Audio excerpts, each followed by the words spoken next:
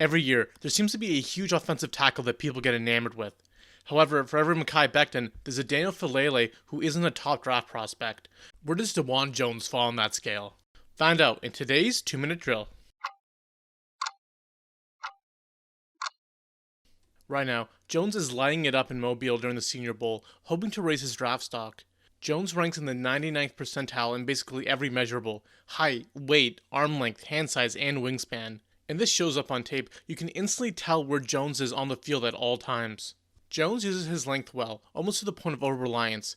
Being as large as he has trouble keeping up with speed rushers, but uses his length well to catch them turning a corner and is able to use his strength to lock them down. He also does well against power rushers. It's hard to knock someone back of his size, but Jones does well to keep his leverage to give them no chance. When Jones does get his hands on someone, he doesn't let go and rarely loses a rep after making first contact. However, it can seem like his upper half and lower half aren't always in sync. He can get caught leaning or with his weight thrown off center. He just doesn't have the foot speed to match up with his arms and is too reliant on landing the first strike against a rusher. He has almost no recovery skills and can't get very deep in his sets.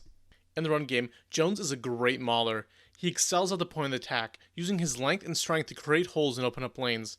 He moves decently well in space, especially for someone his size. Ohio State even had him pull inside on some plays, and he wasn't a liability. He's not someone you want in space often, but he isn't going to heavily limit your offense in terms of what you want to run.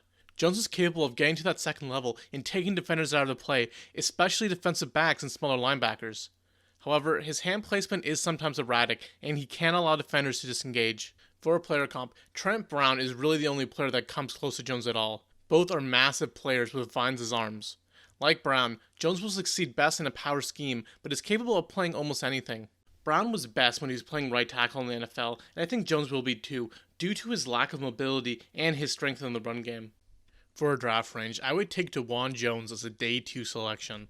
In the right scheme, Jones can be a valuable player and starter on the offensive line.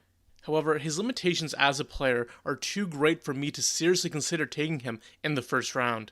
And that's the 2-minute drill.